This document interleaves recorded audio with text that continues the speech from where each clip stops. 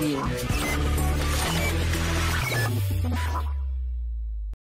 Bonjour à toutes et tous, bienvenue dans cette troisième session Twitch qui va concerner l'hybrid networking, donc le module 2 de la formation AZ700. Aujourd'hui, on va aborder globalement 3 sujets. Le premier sujet, ça va être le VPN site à site, c'est-à-dire comment permettre à votre entreprise on-premise d'accéder en adressage privé à vos ressources qui sont dans Azure. Dans la deuxième partie de cette session, on va voir le VPN pointe à site, P2S dans Azure.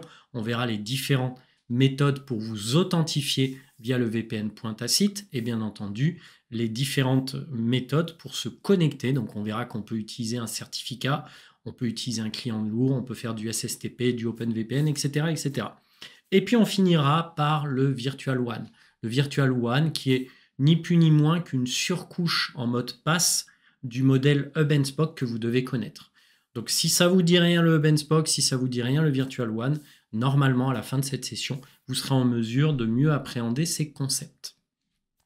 Donc VPN site à site, VPN pointe à site, Virtual WAN dans la seconde partie, et on verra que quand on veut router des paquets entre différents VNet Azure, que l'on soit dans une topologie Hub and Spoke ou pas, on va utiliser ce qu'on appelle une NVA, une Network Virtual Appliance.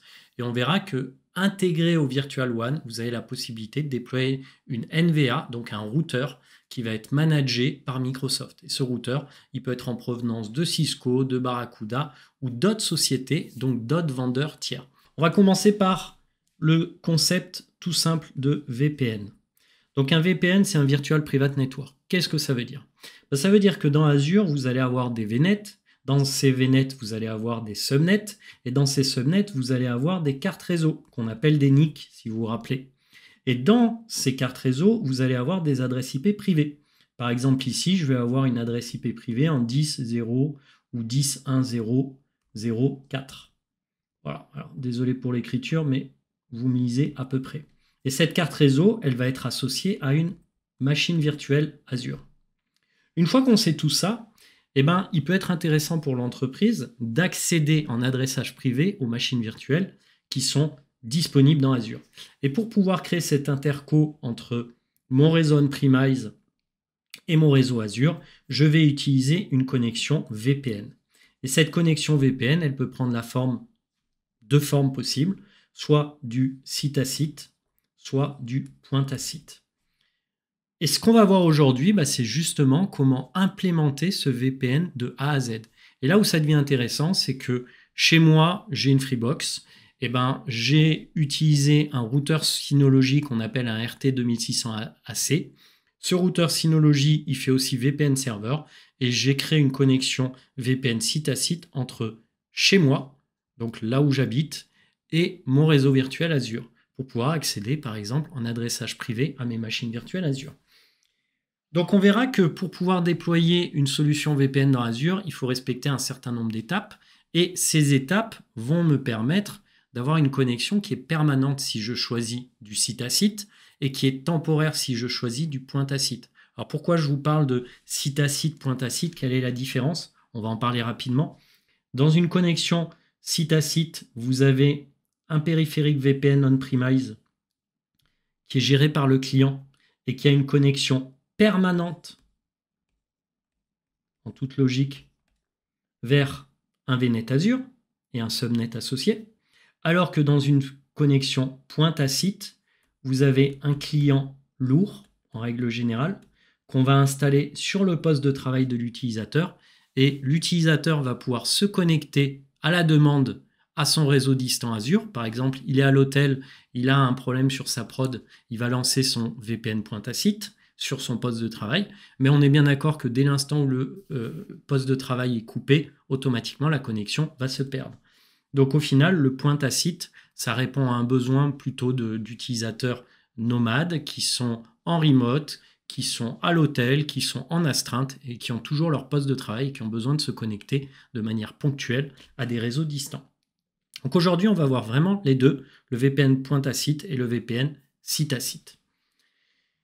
Donc, une fois qu'on sait tout ça, on revient sur mon petit écran et on va commencer par la mind map. On l'aime bien la mind map ensemble. Alors, pour créer un VPN dans Azure, qu'est-ce qu'il faut? La première chose, il faut créer ce qu'on appelle une VNG. Donc une VNG, c'est une Virtual Network Gateway. Donc la VNG, c'est ni plus ni moins que le VPN managé par Microsoft côté Azure. Donc là, vous voyez, c'est du PaaS. Et donc, c'est managé par Microsoft. Et donc, la VNG a obligatoirement une public IP. Et cette VNG, pour fonctionner, elle va avoir besoin de ce qu'on appelle un Gateway Subnet. Alors, le Gateway Subnet, ça va être un subnet dédié dans un VNet, qui est lui aussi managé par Microsoft, et qui va accueillir les connexions distantes. Donc, la VNG, elle a une IP publique. Elle est associée à un Gateway Subnet. Cette VNG, elle va avoir ce qu'on appelle un SKU. Alors, c'est quoi un SKU? Le SKU va définir quelque part la bande passante benchmarkée proposée par Microsoft pour vos connexions VPN distantes. Donc, ça part à 850 mégabits, ça va jusqu'à plusieurs gigabits. Ça n'est pas une bande passante garantie par Microsoft, mais c'est une bande passante benchmarkée. Alors, pourquoi pas garantie? Tout simplement parce que ça passe par le réseau Internet. C'est très compliqué de garantir une bande passante d'un point A vers un point B quand ça passe vers Internet. Mais encore une fois, le SKU va définir la bande passante associée théorique et va définir aussi le nombre de connexions que va pouvoir recevoir votre VNG. Donc, je le marque, hop, bande passante et le nombre de connexions. Ça, c'est ma VNG. Vous allez être facturé sur la VNG sur le nombre d'heures pendant laquelle elle va tourner, et puis sur la bande passante aussi qui va transiter. On verra aussi qu'on vous facture la bande passante en sortie de nos data centers, mais pas en entrée. Donc la VNG, c'est un composant essentiel pour la création d'une liaison VPN. Le deuxième composant essentiel, c'est ce qu'on appelle une LNG, une Local Network Gateway. Alors la LNG, c'est quoi? C'est tout simplement la représentation de votre VPN on-premise. Donc ça veut dire que la LNG, elle va définir deux choses. La public IP de votre VPN on-premise, mais elle va définir aussi, bien entendu, la pre-shared key qui va être commune avec la VNG. C'est-à-dire que la pre-shared key, c'est une clé unique que vous allez définir au niveau de la VNG et de la LNG, et cette clé doit être identique.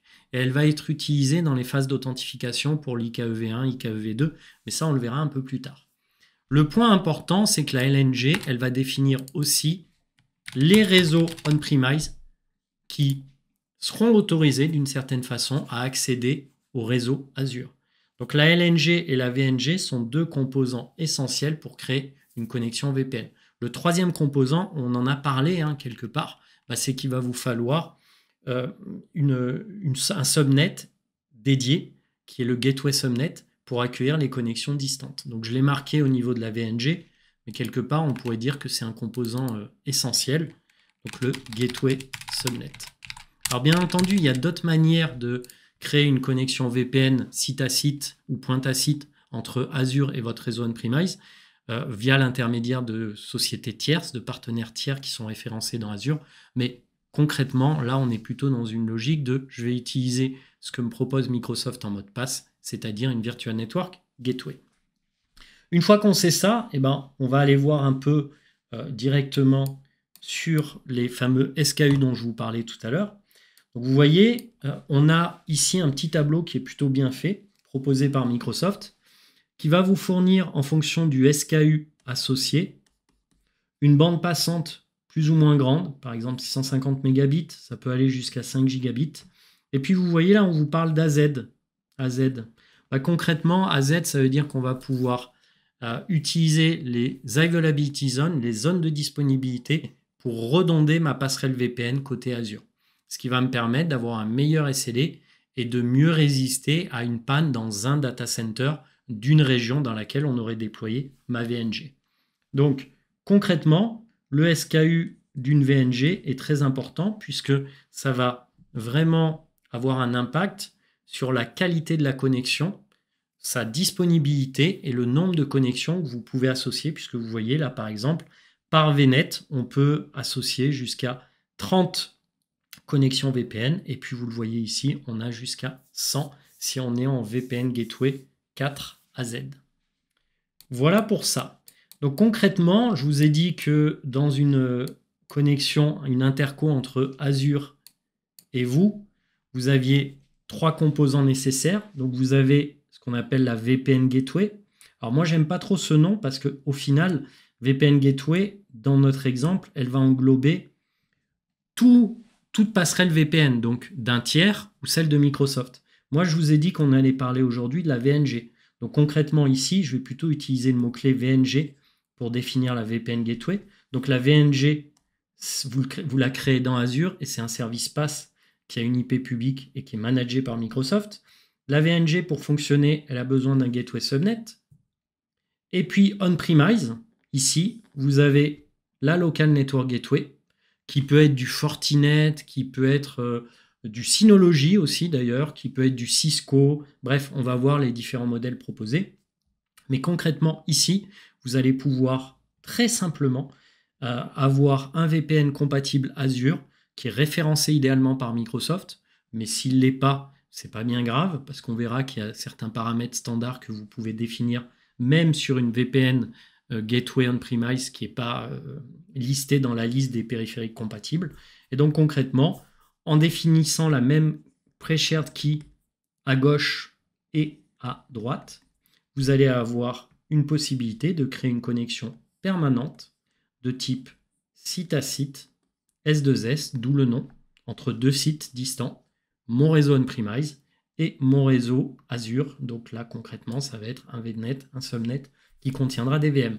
Et à la fin, ça sert à quoi? Ça sert que, par exemple, ici, vous avez Philippe Payola, qui a une IP privée. Et il va pouvoir accéder via le VPN site à site à l'IP privée, par exemple, de cette VM-là. Et pour des raisons de sécurité, ça va me permettre, moi, en tant qu'utilisateur, d'accéder en adressage privé à mes ressources qui sont dans Azure sans passer par un adressage public qui nécessiterait d'avoir une exposition publique à mes services. Par exemple, si mes VM Azure n'avaient pas d'IP privé accessible via une liaison VPN, il faudrait soit que je passe par un bastion pour y accéder, soit que j'accède carrément via leur adressage public aux ressources distantes. Et donc concrètement, ça veut dire que les ports RDP et SSH seraient ouverts sur Internet. Et ça me paraît un peu compliqué en termes de sécurité, même si on peut lui adjoindre une fonctionnalité, rappelez-vous, qui s'appelle le Just-in-Time, qui va ouvrir le port d'administration que pendant un temps prédéfini. Donc vous l'avez compris, l'idéal, c'est quand même de passer par une liaison VPN site à site ou pointe à site en fonction des besoins pour accéder à vos ressources en adressage privé qui seraient dans Azure. Donc concrètement, comment ça se transforme et comment ça se montre dans le portail Azure? Si je switch d'écran, regardez, je vais aller sur un groupe de ressources que j'ai créé qui va contenir un certain nombre de ressources très utiles. Donc là, je vais sur mon groupe de ressources qui s'appelle RG Syno, comme Synology VPN, que vous voyez en haut à gauche. Et dans ce groupe de ressources, vous le voyez, j'ai un VNet Azure. Ce VNet Azure, je l'ai créé en 172.16.00/24. Donc c'est un espace d'adressage, rappelez-vous, qui est non routable et qui est défini dans la RFC 1918. Donc dans ce VNet Azure, je vais avoir au moins un subnet qui est le Gateway Subnet, qui va me servir d'interco avec mon réseau on-premise. Et puis vous voyez, je me suis amusé à créer 2 autres subnets, un de dev et un de prod, en 172.16.0.144 et 172.16.00/25. Alors j'ai un /28, un /25 et un /28 dans mon cas. Une fois que j'ai créé ces 3 subnets dans mon VNet, on peut imaginer que dans mon VNet Azure ou dans mon subnet production, par exemple, j'ai créé une VM qui sera accessible depuis mon réseau on-premise. Sauf que c'est le premier composant, j'ai créé un VNet, j'ai créé un gateway subnet. Maintenant, il faut que je crée une VNG, une Virtual Network Gateway. Donc j'en ai créé une pour le coup. Voilà son IP public associé. Elle est là, 20.199.108.135. Et cette VNG, Virtual Network Gateway, est représentée et donc représente mon VPN, mon périphérique VPN dans Azure. Et vous le voyez, on a associé cette VNG à mon Gateway Subnet de mon VNet Azure. Alors on verra qu'il y a deux types de VPN supportés, des route-based et des policy-based. Pour résumer, hein, préférez toujours du route-based. Pourquoi? Parce que vous avez déjà en route-based une meilleure compatibilité, une meilleure propagation des routes. Et puis surtout, quand vous faites du VPN point à site, eh ben, vous pourrez utiliser les deux sur la même VNG, c'est-à-dire que vous pourrez faire du site à site et du point à site en route-based, alors qu'en policy-based, vous devrez choisir l'un ou l'autre.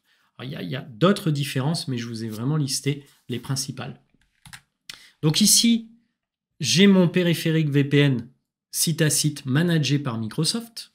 Sauf que il doit se connecter à un périphérique VPN on-premise, qui est symbolisé d'une certaine façon par l'IP public de ma Freebox. Et donc, j'ai défini les informations relatives à mon VPN on-premise dans ce qu'on appelle la LNG, la Local Network Gateway. Donc là, vous voyez, j'ai défini les espaces d'adressage on-premise, donc de mon réseau free, de ma Freebox, qui pourront se connecter à Azure. Et j'ai défini l'IP public, d'une certaine façon, de ma Freebox. Et pour pouvoir configurer l'interco entre les deux, entre ma VNG et ma LNG, j'ai défini la même PSK, la même pre-shared key, le même mot de passe partagé sur ma Local Network Gateway et mon VPN Azure, donc symbolisé par ma VNG. Alors, concrètement, j'ai utilisé quoi pour ça? J'ai utilisé ce qu'on appelle un RT 2600 AC de Synology. Donc ça m'a été prêté par la société.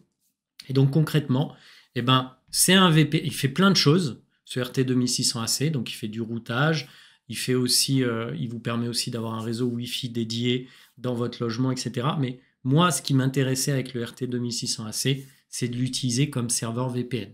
Donc dessus, si je devais imager, j'ai mis une PSK. J'ai défini l'IP public de ma VNG et je lui ai dit connecte-toi suivant tel protocole, IKEV2, IKEV1 pour l'authentification, etc. et crée une connexion permanente entre mon réseau on-premise et Azure. Et pour faire ça, je me suis basé sur une liste qui était publiée par Microsoft. Donc je vous envoie le lien du site associé. Et dans ce site web-là, vous allez avoir un certain nombre, regardez, de périphériques VPN qui sont référencés. Et là où ça devient intéressant, c'est que, par exemple, on retrouve mon fameux RT 2600 AC de Synology. Et en cliquant sur guide de configuration, ça va me permettre de pointer vers le site de Synology qui m'explique comment configurer mon RT 2600 AC pour qu'il se connecte à mon périphérique VPN qui est stocké dans Azure et qui est managé par Microsoft, la fameuse VNG. Et vous avez ça pour plein de sociétés, par exemple, si vous avez du Cisco ASA, si vous avez du Fortinet, du F5, etc., etc., ce site-là, il est très important à connaître. Et si vous n'avez aucun des périphériques VPN qui est référencé ici, c'est pas très grave. Il suffit d'aller tout en bas. Et en bas de la doc que je viens de vous envoyer, vous allez avoir les différentes phases à configurer. Alors, par exemple, en policy base ou en route base, donc IKEV1, IKEV2, directement sur votre périphérique VPN.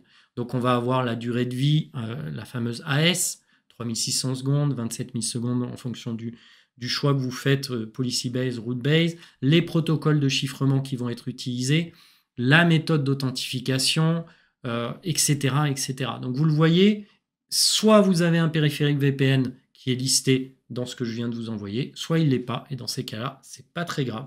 Vous pouvez directement vous connecter via votre périphérique VPN on-premise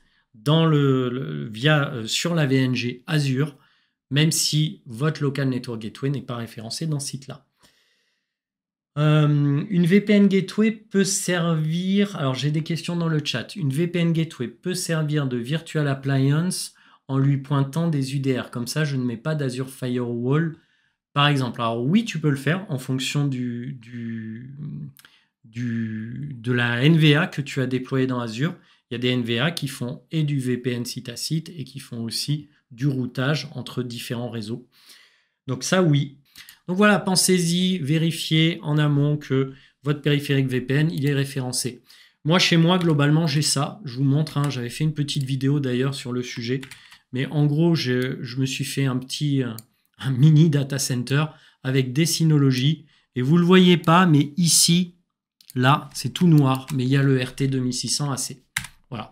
Et donc, ça me permet d'avoir une connexion permanente avec Azure via mon RT 2600 AC. Et la preuve que ce que je vous raconte est vrai, bah, tout simplement, c'est que si je vais dans Connexion VPN S2S ici, regardez, j'ai bien une connexion qui est créée entre ma VNG et ma LNG et j'ai bien des données entrantes et sortantes qui sont envoyées à mon périphérique VPN on-premise et inversement qui sont envoyées à mon périphérique VPN managé par Microsoft, la fameuse VNG.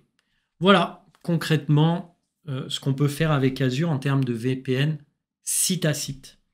Une fois qu'on sait ça, eh ben, il faut savoir que un point important, quid de ce qui se passe si mon RT 2600 AC de Synology venait à tomber en panne, ou quid de ce qui se passe si ma fameuse VNG, managée par Microsoft, avait un problème. Qu'est-ce qui se passe? Ma connexion VPN, elle sauterait. Sauf que moi, ce qui m'intéresse, c'est d'avoir une connexion permanente. Et c'est là où Microsoft vous propose, d'une certaine façon, de configurer votre VNG et votre environnement on-premise pour pallier à ce type de désagrément qui, vous en conviendrez avec moi, peut être très importante. Donc concrètement, on va pouvoir vous fournir une haute disponibilité suivant trois choix. Donc concrètement, la première, c'est vous avez une VPN Gateway, donc une VNG qui est en mode Active Standby. Donc vous avez une primaire et si jamais la primaire tombe, vous allez pouvoir basculer vers l'instance en secondaire qui est en standby. Donc ça, c'est ce que vous voyez sur la gauche de votre schéma. La deuxième possibilité, c'est d'assurer une redondance au niveau on-premise. Et donc dans ces cas-là, vous allez multiplier les périphériques VPN on-premise qui se connecteront à la même VNG, par exemple. Et la troisième possibilité, c'est de faire de l'actif-actif au niveau de la gateway VPN, donc de votre fameuse VNG. Et là, concrètement, ça veut dire quoi? Ça veut dire que je vais avoir 2 VNG ou plus associés à mon réseau Azure, 2 LNG ou plus associés à mon réseau on-premise, et je vais créer une interco entre ces différents composants, ce qui fait que si je perds ma VNG 1, mais qu'en plus je perds mon on-premise VPN, périphérique VPN 2, vous voyez, il y a l'interco entre les deux qui continuera de fonctionner. Alors, ça nécessite un coût supplémentaire, mais ça permet de pallier contre des ruptures de la normalité. Alors, ça serait quand même pas de bol qu'il y ait une rupture de la normalité et sur votre réseau on-premise et en même temps dans Azure. Là, dans ces cas-là, je pense que cette rupture de la normalité, elle toucherait toute la France. Mais vous voyez un peu la logique. Le but, c'est d'avoir une haute disponibilité de votre passerelle VPN. Alors, on me dit dans le chat, elle a une redondance de base. Oui et non, ça dépend quel SKU tu utilises. Par exemple, moi, dans mon cas, j'ai utilisé le SKU basique de ma VNG, comme tu le vois à l'écran, et donc je n'ai aucune redondance en termes d'AZ, d'Availability Zone. Alors que si j'avais utilisé un SKU AZ1, AZ2 ou autre, j'aurais pu avoir des zones de disponibilité qui allaient gérer ma VNG. Donc répartir ma VNG entre plusieurs data centers Microsoft. Dans mon cas, ça ne sera pas possible. Et donc, ce qui veut dire que si je veux avoir une note dispo, il va falloir que j'augmente le nombre, par exemple, d'instances dans mon réseau on-premise de VPN Gateway et que j'augmente éventuellement le nombre d'instances dans Azure de ma VPN Gateway. Donc, la redondance, elle peut se faire au niveau des zones de disponibilité, mais elle peut se faire aussi au nombre d'instances que vous allez avoir pour pouvoir répondre à des sollicitations des intercos VPN site à site. Donc, pensez-y. La VNG, elle peut être redondée suivant plusieurs méthodes et c'est un point important. Une fois qu'on sait ça, hop, je vais un peu effacer ce que j'ai fait. Une fois qu'on sait ça, on va passer à un autre point qui est très important dans Azure, c'est le VPN qu'on appelle point à site. Donc moi, je vous ai montré jusqu'à présent un VPN site à site, une connexion permanente, mais non, il n'y a pas de redondance, ce que je disais au niveau Stay Fine. Quand tu es en mode basique, il n'y a pas de gestion des zones de disponibilité. Donc là, cette fois, on va parler de point à site. P2S. Point à site. Donc le principe, c'est que je vais avoir un client lourd qui va être installé sur mon poste de travail. Et ce client lourd, il va me permettre de me connecter de manière ponctuelle à mon réseau virtuel distant qui est stocké dans Azure et à donc accéder à des machines virtuelles Azure auxquelles je n'accéderai pas sans adressage privé. Donc, pour le point tacite, Microsoft vous propose d'utiliser 3 protocoles distincts. Le premier, c'est celui qui est propre à Microsoft. Alors, je vais essayer un peu de zoomer parce que ce n'est pas très visible. Mais le premier, c'est ce qu'on appelle le SSTP. Donc, le SSTP, c'est le Secure Socket Tunneling Protocol. En gros, c'est basé sur du TLS. Et le gros avantage avec le SSTP, c'est qu'il passe sur le port 443. Qui est un port, vous en conviendrez avec moi, qui est quand même très utilisé et très ouvert sur les firewalls des entreprises. C'est-à-dire que en sortie des firewalls des entreprises, en règle générale, elles laissent passer le port 443, donc le protocole HTTPS. Donc l'avantage du SSTP, c'est qu'il passe sur un port qui est souvent ouvert. Le gros inconvénient, c'est qu'il n'est compatible qu'avec les systèmes d'exploitation Microsoft. Donc concrètement, si vous avez du Windows 7 ou supérieur, vous allez pouvoir utiliser ça. Mais si vous commencez à utiliser un système d'exploitation de type Linux ou Apple, là, ça va être plus compliqué.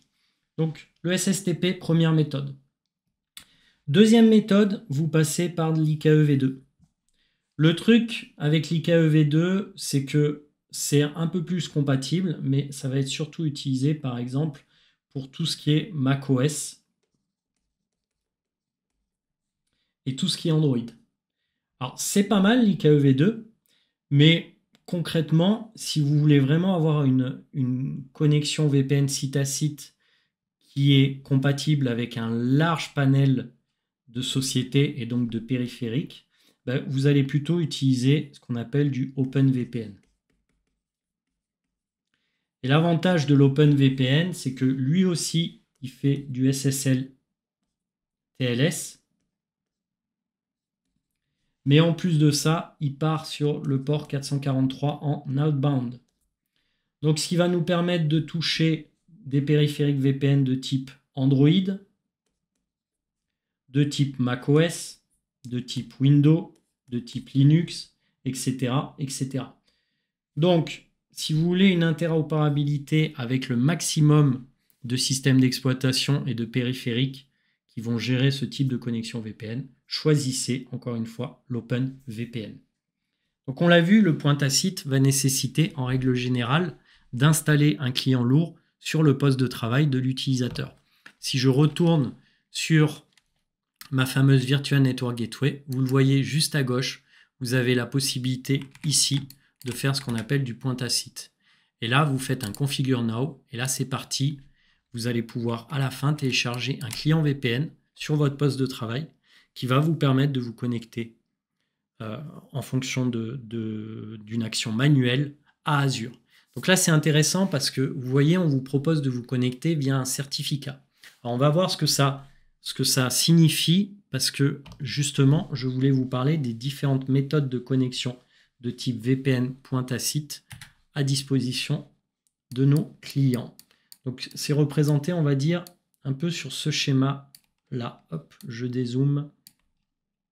Ça devrait être un peu plus visible. Donc, en gros, vous avez 3 méthodes pour authentifier votre utilisateur on-premise via une connexion point tacite d'un client lourd qu'il a installé sur son poste de travail. La première méthode, c'est basé sur un certificat. Donc là, concrètement, si je dis un certificat, on pourrait me reprendre et dire 2 certificats au minimum.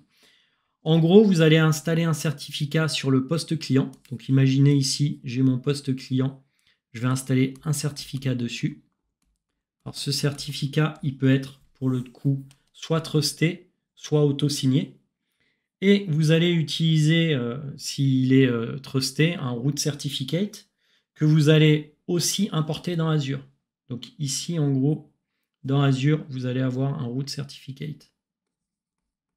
Et d'ailleurs, mon schéma, il n'est pas très bon parce que je n'avais pas vu qu'on était dans Azure ici. Donc ça serait plutôt ici. Ici, vous allez avoir le certificat client. Et ici, vous allez avoir le root certificate à gauche qui va être stocké dans Azure. Et ça va vous permettre, à tous les coups, de pouvoir créer une connexion VPN site à site qui trust les 2 réseaux, qui va truster la VNG qui est dans Azure et qui va truster votre poste de travail on-premise. Donc première méthode, le certificat. Deuxième méthode, vous allez pouvoir utiliser, alors maintenant on appelle ça Entra ID, mais avant c'était AAD. Donc c'était Azure Active Directory, maintenant ça s'appelle Entra ID. Et là, dans ces cas-là, vous allez pouvoir utiliser uniquement pour de l'Entra ID ce qu'on appelle l'OpenVPN. Et il faut que votre poste de travail soit Windows 10 ou supérieur. Donc c'est la deuxième méthode. Et globalement, ça veut dire qu'il va falloir activer l'authentification sur la gateway, il va falloir télécharger et configurer le client VPN et l'installer sur le poste de travail. C'est la deuxième possibilité. Troisième possibilité, vous allez pouvoir authentifier vos utilisateurs à partir de l'Active Directory on-premise, qui est représenté par un rôle Active Directory Domain Services, ADDS. Mais pour la petite histoire, vous devez installer un serveur Radius qui va gérer justement cette authentification. Donc vous avez un des trois choix à opérer. Soit j'utilise un certificat. Moi, c'est par exemple ce que j'ai utilisé chez moi à plusieurs reprises, et même dans d'anciens boulots, quand je voulais me connecter à distance, j'utilisais un certificat pour authentifier mon poste de travail avec la VNG. Première possibilité. Deuxième possibilité, via OpenVPN, vous allez utiliser l'authentification native proposée par l'Entra ID. Et troisième possibilité, on va utiliser l'ADDS et un serveur Radius pour authentifier les utilisateurs. Voilà les trois méthodes que vous avez pour du VPN pointe-à-site. Concrètement, à quoi ça va ressembler à la fin, ce que je vous raconte, je vais essayer de vous montrer un peu avec mon poste de travail. Ici, vous voyez, j'ai un client lourd à disposition. Et si je clique sur connecter, je vais pouvoir me connecter à un réseau distant via ce client lourd. Voilà comment ça fonctionne. Je vous ai un peu expliqué derrière ce que ça implique, c'est-à-dire que seul mon poste de travail pourra se connecter à mon réseau distant avec mon client lourd, alors que si je passe par un routeur on-premise qui est tout le temps connecté à Azure, je vais pouvoir créer une connexion VPN site à site entre les deux parties. Donc c'est vraiment un choix. En général, pour les petites entreprises, vous verrez plutôt du pointe-à-site, les TPE. Quand vous commencez à travailler avec des sociétés de type PME, voire les grands comptes, etc., ça sera soit une liaison ExpressRoute, soit une liaison VPN site à site. Alors, pour bien comprendre le concept du V1, je vais vous rappeler le concept du Hub and Spoke.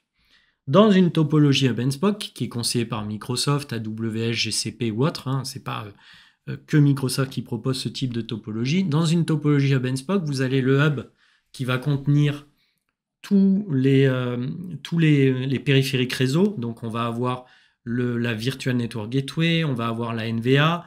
Dans le hub, vous allez aussi retrouver les services qui sont partagés. Par exemple, les contrôleurs de domaine qui vont assurer, par exemple, de la résolution DNS, etc., etc. Et dans ce hub-là, on peut aussi retrouver une interco entre des SPOC. Les SPOC, ce sont, comme le hub, des VNet.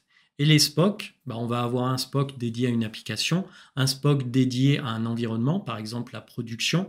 On va avoir un SPOC qui est dédié à une interco avec un client distant, avec un service tiers, parce que dans le peering, par exemple, on peut faire du peering intertenant. Mais vous l'avez compris, les SPOC, en fait, vont être raccordés à un hub. Donc, je vais avoir plusieurs SPOC qui vont être raccordés à un hub, soit par une connexion de type VNet to VNet, qui est ni plus ni moins qu'un VPN site à site entre deux réseaux Azure, entre deux VNet Azure, soit, et vous le verrez beaucoup plus souvent, via du peering.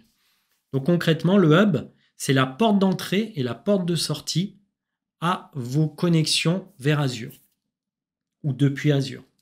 Et donc le hub, lui, il nécessite quoi? Si vous vous rappelez ce qu'on a déjà vu ensemble dans des précédentes sessions, il nécessite du peering, il nécessite des UDR, il nécessite de bien prendre en compte les systèmes routes, il nécessite une NVA, il nécessite de configurer dans le peering le traffic forwarding, etc., etc.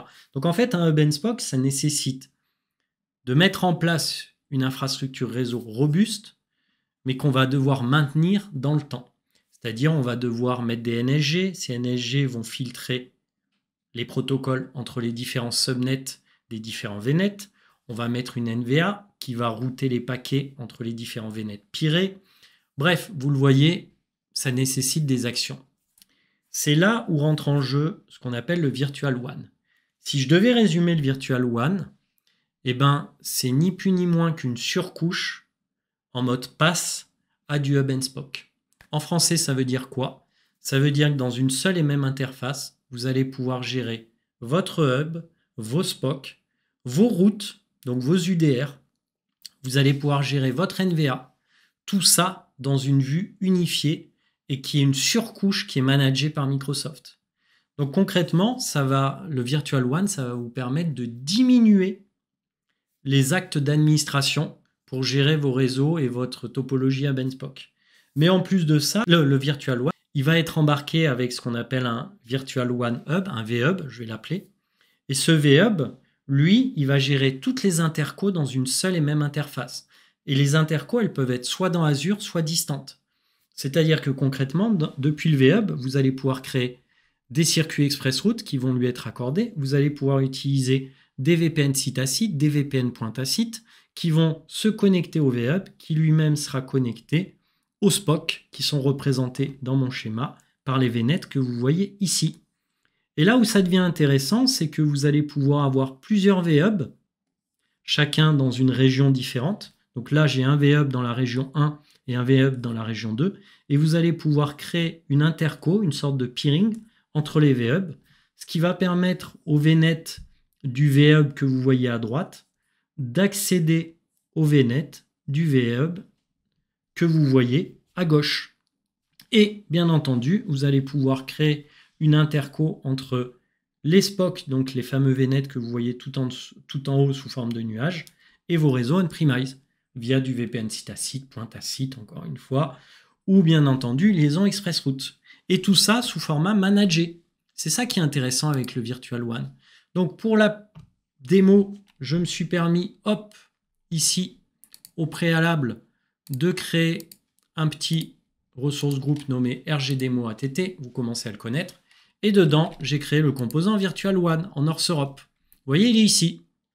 On le voit juste là. Et ce composant Virtual WAN, au moment où je l'ai créé, j'ai dû lui adjoindre un VHub, le fameux Virtual Hub, qui est représenté par le hub dans une topologie hub and spoke. Et vous le voyez, quand je crée un VHub, eh ben je peux lui définir les connexions VPN site à site, ExpressRoute, la NVA. Alors là où ça devient intéressant, c'est que pour la petite histoire, la NVA, c'est soit un produit Microsoft de type Azure Firewall, soit ça peut être un produit tiers de type Barracuda, Cisco, etc. Et dans une seule et même vue, je vais pouvoir gérer les intercos de mon VHub avec mes SPOC. Donc ici, j'ai mon VHub en North Europe. Je peux regarder, le voilà mon VHub, Virtual Hub. Il est dans mon composant Virtual WAN. Donc un Virtual WAN peut avoir plusieurs VHubs. Moi, j'en ai créé un avec un espace d'adressage en 10.0.0/16. Il est en West Europe. Donc vous voyez que mon VHub a été créé dans une région différente que mon service Virtual WAN. Si je clique sur mon VHub, eh ben, je vais voir que je peux lui adjoindre mon VPN site à site. Donc dans ces cas-là, eh ben, il suffit que je crée, enfin il va le créer pour moi, une VPN Gateway, la fameuse VNG dont je vous parlais tout à l'heure. C'est ici. Je vais pouvoir, au moment de la création de la VNG, dire comment je veux la scaler, comment je veux la mettre à l'échelle et quelle bande passante je veux lui associer. Et là, ça doit vous rappeler le fameux SKU dont je vous parlais tout à l'heure.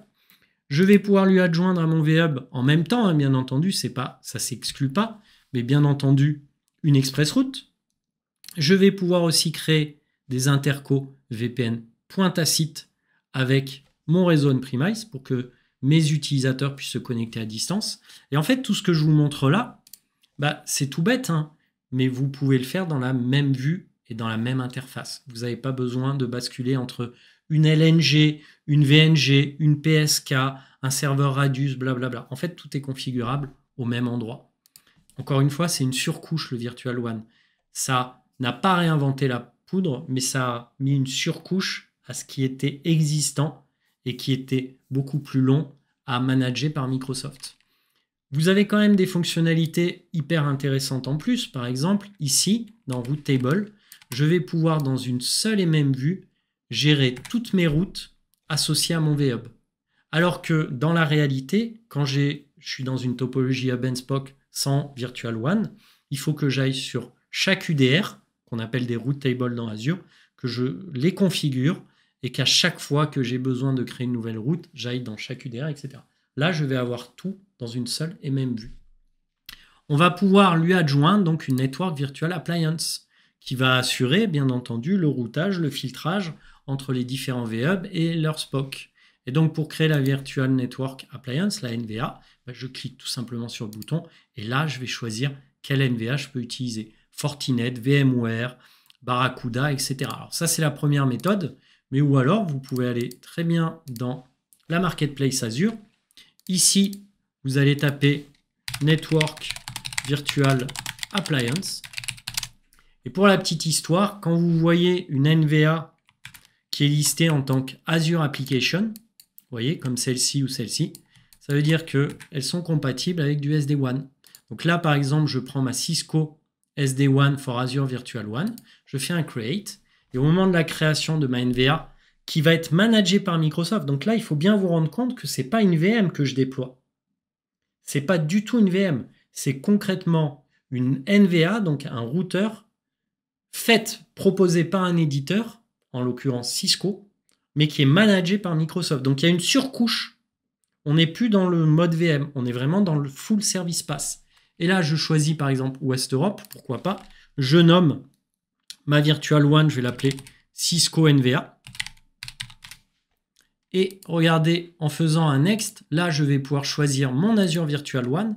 Dans mon Azure Virtual WAN, je vais pouvoir choisir mon Virtual Hub. Et je vais pouvoir définir le nombre d'instances de mon appliance que je vais associer à mon VHub dans mon V1. Et une fois que j'ai fait ça, je vais avoir une nouvelle NVA qui va être attribuée à mon VHub et qui va me servir de gestion de tous les trafics entrants et sortants sur ce fameux VHub. Donc vous voyez, il y a deux méthodes pour arriver à la même chose. Soit je le configure depuis mon VHub, soit je le configure tout simplement depuis la marketplace. Mais dans les deux cas, c'est une surcouche. Et sachez aussi que vous avez la possibilité maintenant, c'est tout nouveau, d'utiliser ce qu'on appelle le route map. Donc là encore, c'est une fonctionnalité qui est en preview, mais qui va vous permettre de gérer toutes vos routes dans une seule et même vue avec les intercos associés et d'avoir une vision, on va dire, sous forme de map de votre service et des intercos qu'il y a entre elles. Donc, hop, je vous envoie cette petite feature en preview qui va peut-être pouvoir vous intéresser. Si vous voulez aller plus loin sur le V1, pour la petite histoire, j'avais fait une vidéo avec un architecte qui travaille chez Orange, qui s'appelle Jonathan, qui travaille beaucoup sur le sujet. Donc, je vous envoie la vidéo qu'on avait faite. C'était un atelier d'architecture sur ma chaîne YouTube. Et on a fait une deuxième vidéo sur ma chaîne YouTube. Je vous laisserai regarder. Alors, je ne sais plus, je peux vous la retrouver, mais sur le Secure V1, Secure VHub. On en parlera dans une prochaine session Twitch. Mais en gros, vous avez maintenant la possibilité d'avoir un service qui est complètement cloisonné et qui est basé sur de l'Azure Firewall et de l'Azure Firewall Manager, AFM. Donc, je ne vais pas trop vous en parler là parce que ce n'est pas le sujet d'aujourd'hui. Mais sachez que si vous regardez sur ma chaîne YouTube, vous verrez qu'il y a une autre vidéo qu'on a fait avec Jonathan, justement sur le Secure Virtual One à disposition. Je pense que ce petit schéma est quand même important à connaître. C'est-à-dire que vous pouvez aussi avoir dans un abonnement un Virtual One, ici, un Virtual One, dans un abonnement, on va dire, par an. Et vous pouvez avoir dans un autre tenant et donc dans un autre abonnement, un réseau distant qui contient une VM. Et vous allez pouvoir interconnecter les deux. Donc là où ça devient intéressant, c'est que, il faut quand même qu'il n'y ait pas du overlap entre les deux réseaux, mais ça veut dire qu'on va pouvoir, à partir du Virtual One que vous avez créé dans votre tenant, gérer des réseaux virtuels distants qui sont situés dans d'autres tenants. Alors, au niveau du pricing, j'ai une question qui m'est posée. Là, j'avais pas prévu d'en parler, mais effectivement, tu fais très bien d'en parler. On va regarder ensemble, mais c'est vrai que ça a un coût, mais ça n'a pas de prix, j'aurais envie de dire, mais pas forcément. Donc, hop, je change d'écran, on terminera là-dessus. Une idée du pricing, regarde. Voilà une idée. Alors, on va vous facturer par VHub que vous allez créer. Donc, moi, je l'avais créé, je crois, en West Europe, mon VHub. Donc, voilà, le déploiement d'un VHub en West Europe sur un mois, ça va vous coûter à peu près 182 $. Et puis après, on va vous facturer le routage, les routes que vous allez créer, les infrastructures de routage et le traitement des données qui transitent. Et puis, je vous ai dit qu'on pouvait lui adjoindre un Azure Firewall. Bien entendu, on vous facture l'Azure Firewall, mais on peut aussi vous facturer, suivant ce que vous avez choisi, l'Azure Firewall Manager ou même une appliance tiers type Barracuda, Cisco, etc. Donc, c'est à rajouter avec le prix global de la solution. Mais retenez, pour résumer, que le Virtual One va vous permettre, dans une logique de topologie hub and spoke, d'avoir une surcouche à l'utilisation de celui-ci. Merci à toutes et tous d'avoir suivi cette troisième session Twitch dédiée à la Z700. On a vu aujourd'hui que dans Azure, vous pouviez interconnecter votre réseau on-premise avec un réseau Azure au travers d'un VPN Gateway. Donc, ce VPN, il prend la forme d'une Virtual Network Gateway dans Azure et il doit se connecter à une Local Network Gateway qui est ni plus ni moins que votre périphérique VPN on-premise. On a vu dans un deuxième temps que le VPN, il pouvait être site à site ou point à site. Site à site, la connexion était permanente. Point à site, la connexion était ponctuelle, basée sur votre poste de travail et l'installation, en règle générale, d'un client lourd. Et enfin, on a vu ensemble que Microsoft vous proposait une surcouche en mode pass à une architecture de type Hub and Spoke. Et donc, dans ces cas-là, ça se prend le nom du Virtual One. Et le Virtual One s'accompagne toujours au moins un VHub qui est défini dans une région. Et le VHub va vous permettre de gérer toutes les intercos entre le hub et les SPOC, ou entre le hub et les réseaux on-premise au travers d'une connexion VPN site à site, express route, etc. J'espère que cette vidéo vous a plu et que cette session vous a aidé. N'hésitez pas à poser vos questions dans les commentaires. À bientôt tout le monde. Salut!